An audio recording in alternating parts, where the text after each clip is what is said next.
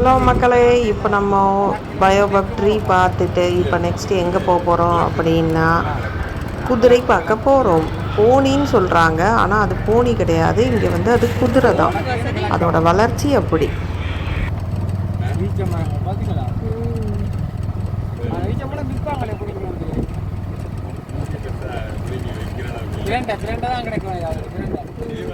நெடுந்தீவு என்பதை விட இதுக்கு நிறைய பேர் இருக்கு. நெடுந்தீவு என்றது ஒரு பேர் தான், எல்லாருக்கும் தெரிஞ்ச பேர். கொண்டு வந்து இதை சொல்றது பால் தீவுன்னு சொல்றது. பால் தீவு. அந்த நேரம் வந்து மாடுகள் பசுக்கள் கூடினால பசுந்தீவன் சொல்றாரு. பசுந்தீவு அப்புறம் அவ்வளோ மாட்டில் இருந்த பாலை சேகரித்து ராமேஸ்வரத்துக்கு கூட பால் கொண்டு போனதா ஒரு கதை ஒன்று இருக்கு. ராமேஸ்வரத்துக்கு பால் கொண்டு வர கதை நீங்கள் அண்மையில யூடியூப்லேயும் வெளியாக இருக்கு. அதுக்கு முன்னே இந்த இயற்கையாக்களுக்கு இந்த கதை தெரியும். ராமேஸ்வரம் அதெல்லாம் இந்த பசுந்தீவு பால் தீவுன்னு சொல்லப்படுது. அப்புறம் அடுத்தது இன்னொரு தீவு மூலிகை தீவுன்னு சொல்லப்படுறது. இங்கே இருக்கிற மாதிரி மூலிகை எங்கேயுமே இல்லை. பிரண்டையில் முழுக்க செடிகொடி இந்த வேறாந்திர பிரதேசத்தும் தானே முழுக்க செடிகொடி பிரண்டை உடையாக இருக்கட்டும்.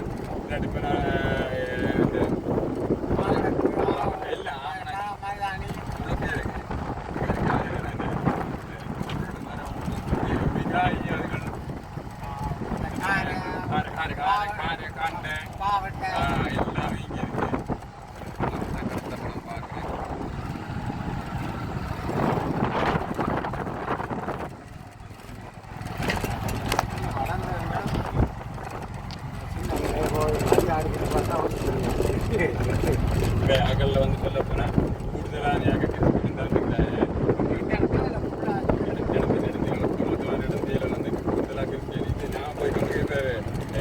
காட்டு பகுதிக்கு நோக்கி தான் போய்ட்டு குதிரை பார்க்கறதுக்காக காட்டு பகுதி குதிரை அதில் அப்போ அதை பார்க்குறதுக்கு காட்டு பகுதி போயிருக்கேன். நெடுந்தியில் வந்து ஒட்டுமொத்தமாக வந்து 1200 கிட்ட குடும்பம் பதிவில் இருக்கு. குடும்பம் பதிவில் இருக்கு. 4000 சொச்சம் பேருக்கு கிட்ட பதிவில் இருக்கு. ஆனா என்னன்னு சொன்னா இங்க தான் வருமான பிரச்சனையால பதிவு இங்க இருக்கு. கண்ண பேர் வெளியால இருப்பாங்க.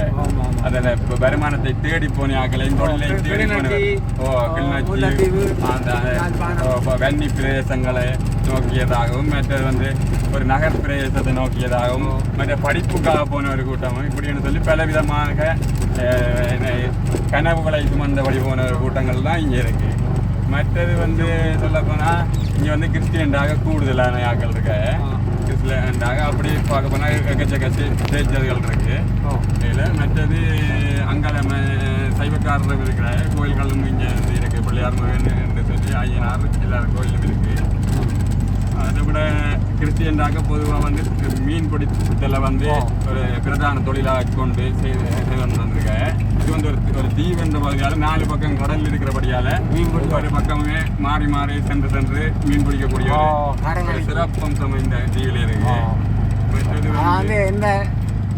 இந்த காலகட்டத்துக்கு நீங்க மீன் பிடிக்க அதாவது காற்று பலமா இருக்கு. வாடை என்ற கோடை கொண்டல் என்று சொல்லப்படுகிற கச்சான் என்று சொல்லப்படுகின்ற அந்த 4 காற்று மாறி மாறி அடிக்கும் போது 4 பக்கத்தாலையும் செய்யக்கூடாது. கடல் தொழில் செய்யக்கூடிய ஒரு நிலைமை இருக்கு. அது இப்போ சில நேரம் இந்திய ரோலர்கள் அந்த பிரச்சனையால கொஞ்சம் பிரச்சனையா தான் இருக்கு. விற்பனையால என்னன்னு சொல்லப்படுன்னா சந்தை ஒன்று இருக்கு. சந்தையை வந்து இப்போ கொஞ்சம் குறைந்தளவான மீன்கள் மட்டும்தான் சந்தைக்கு இப்போ வருது. மற்றதெல்லாம் வந்து கம்பெனின்னு சொல்லிட்டு 2 கம்பெனி இருக்கு. கம்பெனி அந்த நண்டு கம்பெனின்னு சொல்றது. அந்த நண்டு கம்பெனிலேயே நேராக கொண்டு இப்போ கிராம் கணக்கிலேயே அதை வந்து வித்துட்டு வரக்கூடிய நிலைமை இருக்கு. இப்போ கிராம் கணக்கில் எடுத்தோன்னா இப்போ அங்கேயும் கடை கொஞ்சம் நேரத்தையும் ஸ்பெண்ட் பண்ணிட்டு தானே வருவாங்க கடல்லையும். அதுக்கு பிறகு வந்து இங்கே வந்து மீன் மார்க்கெட்டில் போட்டு அவ்வளோத்தையும் விற்கிறதுக்குலாம் அவனாலே இதெல்லாம் போயிடுது. அதுதான் ஃபுல்லாகவும் விற்கலாம் போயிடுது. ஆனால் கம்பெனி எடுத்தோன்னா அவ்வளோத்தையுமே அவ்வளோத்தையும் எடுத்து போட்டு அவன் அனுப்பிடும். அது எனக்கு கிராம் கணக்கில் அங்கங்கே ஒன்று கிடக்கு. கிராம் கணக்கில் வரும். இதுதான் இந்த கல் கீழே நிலத்துக்குள்ள இருந்து இந்த இடங்களெல்லாம் மற்ற மாறி நேரங்கள் தண்ணி அந்த ஃபுல்லாகவே தாண்டி நிற்கும். இப்போ வந்து கூட தானே இப்போ தண்ணி இல்லை. இப்போ இந்த கல்லை தான் எடுத்து நம்ம அந்த இது பண்ணுறது அரிச்சு வந்துடும்.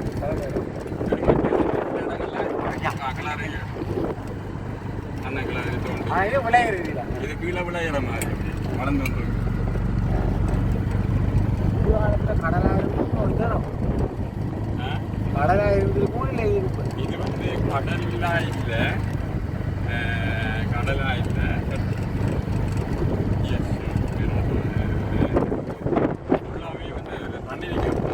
வள்ளக்கை மாதிரி வள்ளக்காணி வள்ளக்கை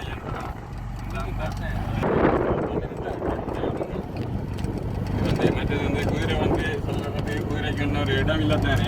அப்போ சில நேரங்களில் குதிரை இங்கே நிற்கும், சில நேரம் இன்னொரு அப்படியான குதிரை நிற்குது குதிரை நிற்கும் குதிரை நிற்கும்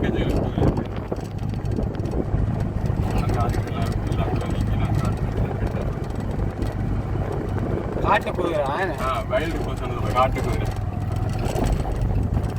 மற்ற சில பேர் வந்து தங்களோட பர்சனல் பர்பஸுக்காக வச்சிருக்காங்க. பர்சனல் பர்பஸ் பசுக்களை வந்து பசுக்களை கொஞ்சம் குறிப்பிட்ட காலம் மட்டும்தான் பால் இருக்கிறாங்க. ஏன்னா மிச்ச காலங்கள்லாம் அதுக்கு தீன் போடுறதுக்கு இங்கே வசதி இல்லை. அதனால அவையில வந்து சுரந்து காட்டுக்குள்ள விட்டுருவாங்க.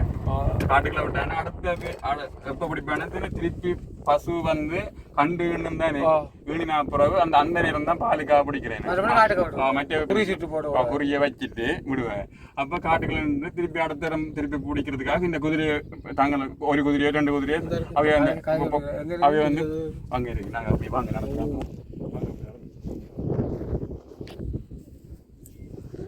மக்களே அங்க குதிரை ஃபுல்லா நிக்குது.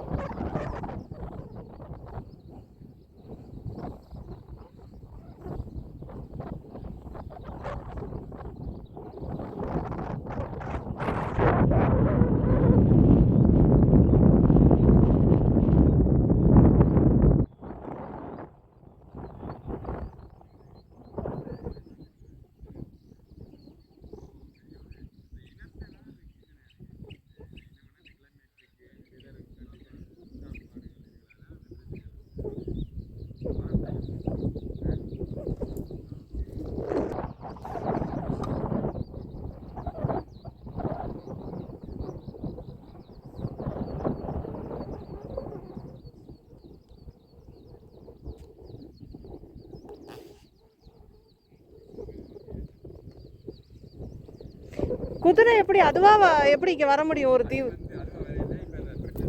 பிரிட்டிஷ் காலத்துல வந்தது, போர்ச்சுகீஸ் டச் யானைப்படை குதிரைப்படை காலால் படையான்னு சொல்ல இருந்தது எல்லாம் கேள்விப்பட்டிருக்கேன். அதே மாதிரி அந்த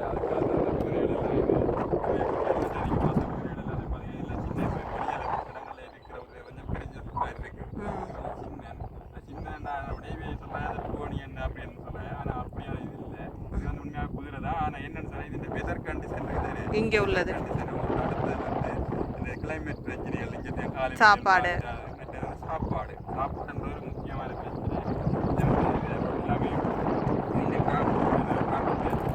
இந்த புல்லுகள் மட்டும்தான் இதுகளில் சாப்பாடு. அதனால அதுக்காகவே அதுகள் இயல்பாக்கம் அடைஞ்சு அந்த ஹைட் அண்ட் வெயிட் இல்லாம இருக்கு.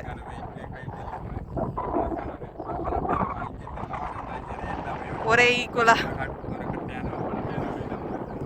ஏன்னா நான் வீடியோஸ் பார்த்தப்ப அது போனி அப்படிதான் சொன்னாங்க.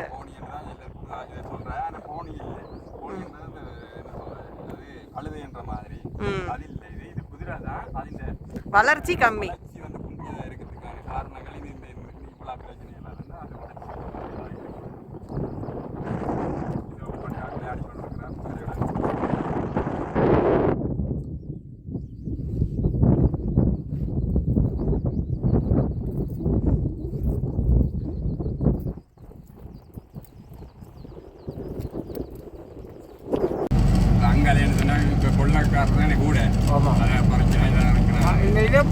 சமுதாயம் கஞ்சா அடிக்கிற எப்படி இங்கே அந்த இது கஞ்சாக்கள் இங்கே பவனியில் இல்லை குறைவு.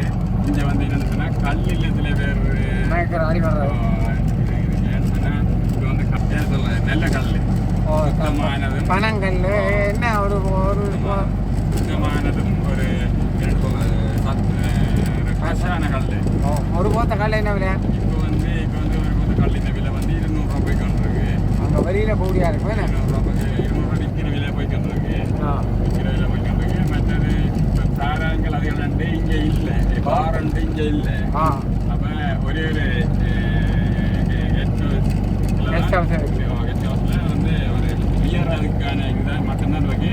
அது உள்ளுக்குள்ள மட்டும்தான் இருக்கிறாங்களுக்கு இந்த குடிக்கிறார். அப்போ இங்கே தியாகல் போனாலும் உள்ளுக்குள்ள இருந்து தான் குடிக்கலாமே தவிர வெளியே ஒன்றும் இல்லை. அப்படி இருக்கக்கூடிய கல்லத்தான் பொதுவாக விரும்புகிறேன். கல்லும் வந்து என்னென்னு சொன்னால் இப்போ ஒரு குறிப்பிட்ட அளவு வரைக்கும் ஒரு ஹெல்த்தியாக இருக்கும். அளவுக்கு மிஞ்சினா அமிர்தம் வந்து அந்த மாதிரி அது அளவுக்கு மிஞ்சினா புறா வந்து அது அக்டோபால் மாதிரி வந்துடும். இப்போ இந்த கல்லுக்குள்ள சிமெண்ட் இடையில வச்சு ஒட்டி இருக்கோம் இல்லை சும்மா இல்லை இது வந்து பார்க்குறேன். இது புதுசாக இப்போ கிட்டடியில் கட்டினபடியால் இது கொஞ்சம் நெல்லை. அப்போ இழுத்தா விட இல்லை இதெல்லாம் ஆளே ஏறலாம். நான் ஏறுறதுனாலே ஏறலாம். அப்படி என்ன சொன்னா அந்த சேஃப் வந்து என்ன சேஃபுக்கு இருக்கும், அந்த கல் இப்படி இருக்கும், சில இப்படி இருக்கும். அந்த சேஃபை வந்து இந்த இடைக்குள்ள கொழுவி தான் கட்டுறது. விஷயம் தெரிஞ்சால் தான் கட்டும். இது அனுபவமானியால் தான் முன்னுக்கு ஆரம்பம் கட்டுறேன்னு சொன்னால் நூலெல்லாம் பிடிச்சி இந்த எல்லைக்கும் இல்லை வாரது. அப்போ நேருக்கு வரணும்னாக்கா அங்கேயும் ஒரு கல் கட்டி இங்கேயும் கல் கட்டி கயிறெல்லாம் அடிச்சுட்டு தான் கீழே கட்டி போட்டு புறமேலுக்கு வந்து இடையில ஏதாவது சில நேரம் காற்றுகள் பொதுவாக சரிய வாய்ப்பு குறைவு. எப்பயாவது இருந்துட்டே காற்றுகள் சில நேரம் மாடு கெடு தள்ளி விட்டுச்சுன்னு சொன்னால் தான் மாற்றி கட்டணும். அப்படி நோமலான அனுபவம் இருக்கிறாலே அப்படி செய்யலாம். வேறு இப்படி கட்டுறேன்னு சொன்னால் ஒரு அனுபவம் கொஞ்சம் கூடுதல் நிறைஞ்சால் தான் செய்யணும். ஆரம்பத்திலேருந்து கட்டுறேன்னு சொன்னால் மற்ற இங்கே பொதுவாக வந்து இதை கட்டுவா எல்லாருமே. ஏன்னு சொன்னால் இங்கே தான் இது கல்லோடையும் இதோடையும் அடிபட்டையாக எல்லாருமே பொதுவாக இதை கட்டுவாயால். சரி.